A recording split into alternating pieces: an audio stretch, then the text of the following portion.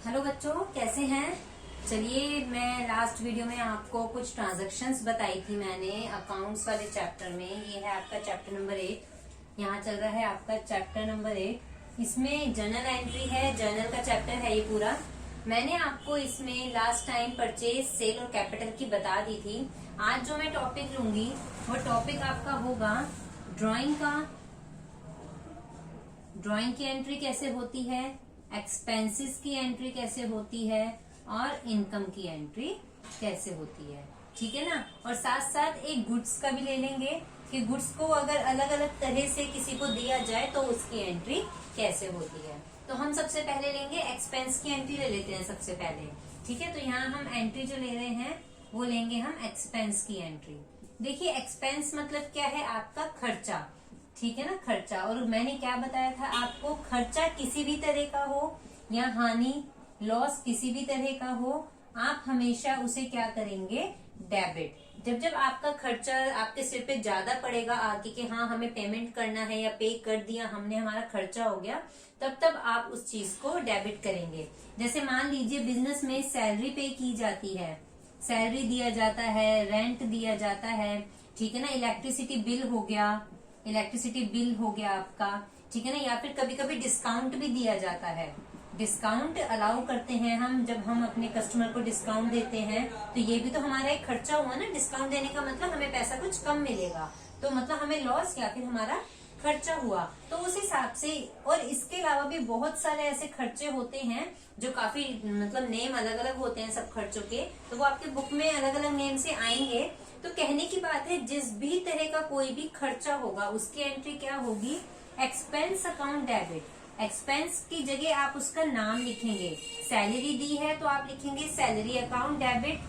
ठीक है, मैं यहाँ पे पर्टिकुलर परफॉर्मा नहीं बना रही हूँ क्योंकि आप लोग अब नॉन हो इस चीज से कि परफॉर्मा कैसे तैयार करना है। ठीक है, डेबिट में इसकी अमाउंट लिखिए।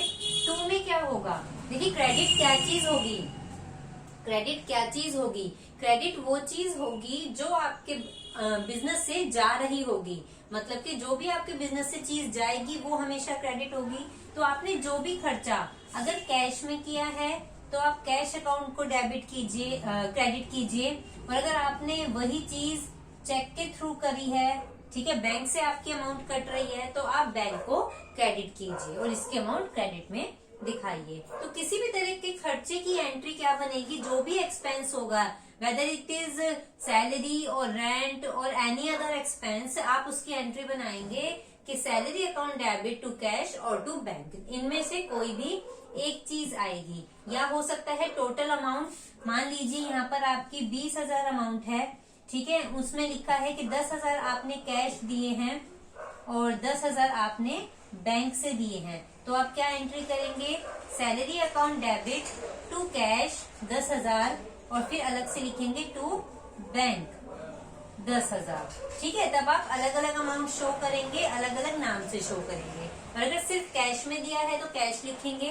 अगर सिर्फ बैंक या मतलब चेक के थ्रू दिया है तो बैंक लिखेंगे। ठीक है, आई थिंक ये आपको क्लियर होगी, इसमें कोई भी टेंशन वाली ऐसी कोई बात नहीं है। ठीक है, अब चलते हैं इनकम की एंट्री किस तरह से होगी। अब लेते हैं हम इनकम की एंट्री। देखिए, अब हम लेंगे इनकम। इनकम मतलब आपके फायदे, हर चीज क्या होगी, आपका फायदा। आपका फायदा या आपका कुछ भी लाभ हो रहा होगा, आपकी जो भी आय, जो भी बेनिफिट आपके बिजनेस में आ रहे होंगे, वो सब आपकी इनकम कहलाएंगी। इनकम हमेशा क्या होती हैं, क्रेडिट होती हैं। चाहे आप मॉडर्न अप्रोच में देख लीजिए, तब भी आपको जो पैसा आ रहा है एज अ इनकम, वो रेवेन्यू बनेगा, क्रेडिट होगा। चाहे आप ट्रेडिशनल अप्रोच में देख लीजिए, ट्रेडिशनल अप्रोच में बिजनेस में जो चीज आएगी वो हमेशा उस नाम से क्रेडिट होगी। मतलब कि अगर कैश आ रहा है तो डेबिट होगा, बट किस नाम से आ रहा है, एज अ इनकम वो क्रेडिट होगा, किस नेम से आ रहा है। ठीक है, तो हम इसका एक एग्जाम्पल लेते हैं। मान लीजिए आपने रेंट रिसीव किया, रेंट रिसीव हुआ आपको 5,000 का इन कैश। ठीक है ना, अगर आपको रेंट रिसीव हुआ 5,000 का कैश में, तो आपके पास क्या आया, आपके पास आया कैश। तो कैश अकाउंट डेबिट कीजिए 5,000 से। ठीक है ना, तो आप क्रेडिट क्या करेंगे, जो इनकम आ रही है उसके नाम को क्रेडिट कीजिए, टू रेंट रिसीव्ड। ठीक है ना, इसे आप क्रेडिट कीजिए। इसी तरह से जैसे मान लीजिए अगर ये पैसा कैश में ना आके चेक के थ्रू आया, चेक के थ्रू अगर ये पैसा आया तो यहाँ पर भी कैश हट जाएगा और यहाँ पर बैंक का नाम आ जाएगा। ठीक है, तो हो जाएगी एंट्री आपकी bank account debit to rent receive, क्योंकि ये हमारी इनकम है, ये क्रेडिट होगी और इस इनकम के बेस पे या तो बैंक में पैसा आया या कैश में पैसा आया तो ये हमारी एसेट्स हैं, ये डेबिट होगी। इसकी नरेशन बनेगी फॉर अमाउंट रिसीव्ड। आप सिंपल नरेशन बना के छोड़ सकते हैं, कोई ऐसी वाली बात नहीं कि नरेशन के कोई पर्टिकुलर नंबर मिलेंगे। नरेशन होनी जरूरी है, जरूरी नहीं है कि आप उसे डिटेल में लिखें। ठीक है ना, तो आपके अब ये एंट्री हो गई bank account debit to rent receive. अच्छा, इनकम किस किस नाम से आ सकती है? अगर देखिए ये तो रेंट रिसीव हो गया, ठीक है ना। अब इसके अलावा इनकम आपको डिस्काउंट रिसीव हो सकती है, डिस्काउंट आपको रिसीव हो सकती है, वो भी आपकी इनकम है। आपको इंटरेस्ट रिसीव हो सकता है, आपने कहीं पैसा दिया हुआ है, आप किसी से इंटरेस्ट लेते हैं उस पैसे का, तो वो भी आपकी इनकम हुई। या any other profit, any other profit, any other profit का क्या मतलब है? मान लीजिए आपने कोई सेल करी अपनी एसेट की, ठीक है ना, तो उस पे आपको प्रॉफिट हुआ सेल करने पे, तो वो प्रॉफिट भी आपकी इनकम है। तो किसी भी तरह की इनकम को क्या करेंगे आप? क्रेडिट करेंगे। ठीक है, तो इनकम और एक्सपेंस की बहुत इजी एंट्री है। एक्सपेंस हमेशा डेबिट होंगे, इनकम हमेशा क्रेडिट होगी। ठीक है, और जिसके बेस पे आ रही है वो अदर साइड जाएगा। चलिए अब लेते हैं ड्राइंग की एक एंट्री। देखिए ड्राइंग का मतलब क्या होता है, मैंने आपको अपनी लास्ट वीडियोस में अच्छे से समझाया है। ड्राइंग मतलब किसी भी तरह का आपका पर्सनल एक्सपेंस, आपका पर्सनल एक्सपेंस जो आप बिजनेस से ले लेते हैं, बिजनेस से निकाल लेते हैं, बिजनेस से जो आपने निकाल लिया। ठीक है ना, आपने कुछ पैसे अपने बिजनेस से ले लिए, आप ऑनर हैं, आपका बिजनेस है, आपने उसमें पैसे भी इन्वेस्ट करे हैं, सब अच्छा लेन देन चल रहा है, बट आपको कितने रुपए की या किसी समय जरूरत पड़ी तो आपने अपने ही बिजनेस से कुछ पैसे निकाल लिए। जब आपने उस बिजनेस से पैसे निकाल लिए, दैट मीन्स कि आपने अब वो बिजनेस के लिए खर्चा कर दिया। भाई आप अगर बिजनेस से पैसे ले रहे हैं तो बिजनेस को तो आपको देने पड़ रहे हैं ना, तो बिजनेस के लिए तो लॉस है, एक्सपेंस है। ठीक है ना, भले ही आपके लिए इनकम है बट आप तो ऑनर हो, आप अपनी बुक्स नहीं प्रिपेयर कर रहे हो, बिजनेस अपनी बुक्स प्रिपेयर कर रहा है, बिजनेस अपने बुक्स ऑफ अकाउंट्स प्रिपेयर कर रहा है। तो एज अ बिजनेस अगर आप बिजनेस के पॉइंट ऑफ व्यू से देखें तो ये ड्रॉइंग बिजनेस का एक्सपेंस है। क्या है ये? एक्सपेंस। तो मैंने क्या कहा था, एक्सपेंस किसी भी नाम का हो उसे डेबिट करते हैं। तो मान लीजिए अगर आपने ड्राइंग को कैश में निकाला है तो क्या एंट्री होगी, अगर ड्राइंग को एज अ गुड्स निकाला है तो क्या एंट्री होगी। तो अगर आप कैश में ड्राइंग करते हैं, मतलब अगर आपने पैसा ले लिया बिजनेस से अपने पर्सनल यूज के लिए, आपने उस पैसे से अपनी पर्सनल कोई चीज खरीदनी थी, अगर आपने पैसा निकाला है तो आप क्या करेंगे, ड्राइंग आपका एक्सपेंस है, बिजनेस का एक्सपेंस है। ठीक है, आपका एक्सपेंस का मतलब बार बार यही है कि आप बिजनेस हैं, आपका एक्सपेंस मतलब बिजनेस का एक्सपेंस है। तो ड्राइंग बिजनेस का एक्सपेंस है, तो बिजनेस क्या करेगा अपनी बुक्स ऑफ अकाउंट्स में, ड्राइंग अकाउंट डेबिट, क्योंकि ये एक एक्सपेंस है। और ड्राइंग जब हुई तो क्या कम हुआ, क्या चीज कम हुई, अगर कैश कम हुई है तो आप कैश अकाउंट को क्रेडिट करेंगे जितनी भी अमाउंट इन्होंने कही है उससे। ठीक है ना, ये आपका सिंपल एक्सपेंस की एक तरह से एंट्री हो गई, बस नाम आ गया ड्राइंग। ठीक है, इसका ट्रीटमेंट क्या होगा, इसे आप कैपिटल में से लेस करके दिखाएंगे। जब आप शो करेंगे, प्रेजेंटेशन करेंगे, कैपिटल में से लेस होएगा ये। ठीक है ना, ये अमाउंट आपकी कैपिटल में से लेस होके दिखाई जाएगी। ठीक है, अगर आपने इसी ड्राइंग में अपने बिजनेस से कैश ना निकाल के, आपको मान लीजिए आपका इस तरह का बिजनेस है कि आपने उसमें से कुछ माल उठा लिया, लाइक आपका घड़ियों का बिजनेस है, आपने एक घड़ी वो अपने लिए रख ली, अपने पर्सनल यूज के लिए, अपने बिजनेस वाली ही घड़ी ले ली, कहीं और से ना परचेज करके, क्योंकि आपका खुद का वही काम है, तो आपने वो घड़ी अपने पर्सनल यूज के लिए लेके भाई इस वाली घड़ी को तो मैं पहनूंगा। मान लीजिए वो घड़ी 6000 की है, ठीक है, तो इसका मतलब वो गुड्स था तो लोगों के लिए, लोगों को बेचने के लिए था, बट आपने उसे बेच के ना अपने आप यूज कर लिया। जब आपने किसी गुड्स को अपने लिए यूज कर लिया तो क्या होगा, आपकी परचेज कम हो जाएगी, आपका स्टॉक कम हो जाएगा। स्टॉक का मतलब आपका नंबर ऑफ आइटम, मान लीजिए 20,000 घड़ियां थी, उसमें से एक कम हो गई ना, आपने अपने लिए यूज कर ली। या मान लीजिए आपने 5-6 घड़ियां अपने रिश्तेदारों को दे दी, दिवाली ऑफर है या कुछ भी है, उसमें आपने नॉर्मल उन्हें दे दी। ठीक है ना। क्या कहते हैं कि एज अ गिफ्ट के बाजार से कुछ नहीं लाया जाए, अपनी दुकान का ही कुछ अच्छा आइटम दिया जाए। तो वो गुड्स आपने पर्सनल यूज के लिए ले लिया है, तो आपका यहाँ पर इसका मतलब गुड्स कम हो गया। लेकिन हम यहाँ पर गुड्स नहीं लिखते हैं, हम यहाँ पर गुड्स नहीं लिखते हैं, हम यहाँ लिखते हैं हमारी परचेज। तो हम यहाँ क्या लिखेंगे, वर्ड परचेज अकाउंट। तो यहाँ एंट्री क्या बनेगी, टू परचेज अकाउंट, क्योंकि गुड्स का मतलब क्या है, आपका स्टॉक कम हुआ।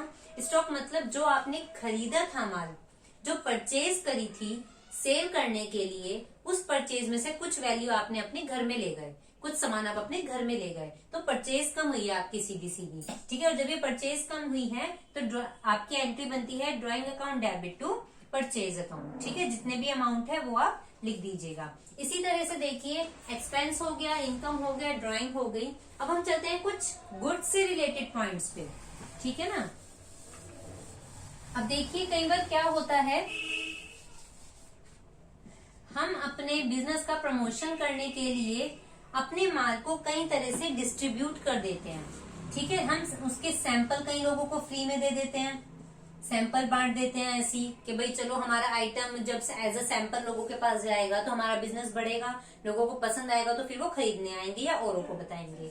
इसी तरह से आप कभी कभी चैरिटी भी कर देते हैं, चैरिटी कह दो या डोनेशन कह दो।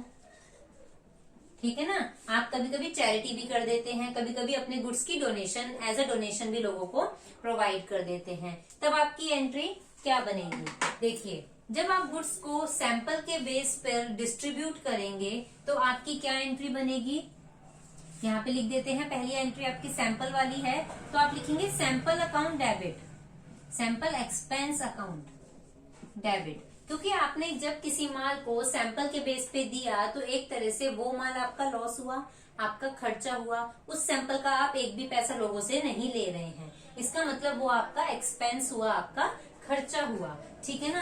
अच्छा, जब आपने सैंपल दिया तो क्या चीज कम हुई होगी, अब पैसों की बात तो यहाँ कहीं पर भी नहीं आ रही है कि पैसे दिए, माल जा रहा है। माल मतलब जो माल आप खरीद कर लाए थे वो माल आप बेच नहीं रहे हो, आप उसे सैंपल के तौर पे फ्री दे रहे हो। तो आपका घट तो फाइनली स्टॉक ही रहा है ना। स्टॉक मतलब आपकी परचेज आइटम्स घट रही हैं, तो परचेज आपकी कम हो जाएगी, क्योंकि आपकी परचेज हमेशा डेबिट होती है जब जब आप माल खरीदते हैं।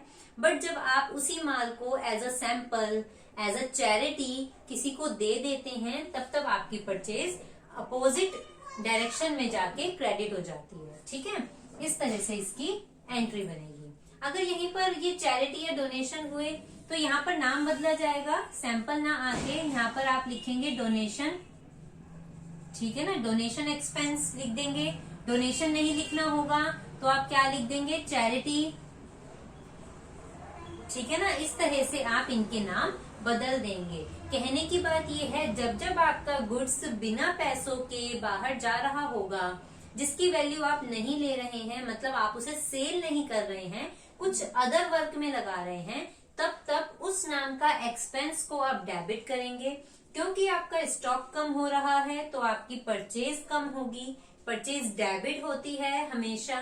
तो अब जब आपका माल आपके बिजनेस से जा रहा है और ये सेल भी नहीं है, तो आप परचेज को अपोजिट करके क्रेडिट करेंगे।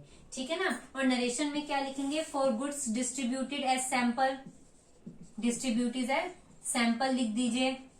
ठीक है ना, एज चैरिटी, एज डोनेशन, जो भी नरेशन जो भी आपको कहा होगा आप उस हिसाब से इसे करेंगे। ठीक है, एक दो पॉइंट्स और देख लेते हैं, कुछ नया हुआ तो, अदरवाइज ये वाला टॉपिक यहीं पर कंप्लीट हो रहा है।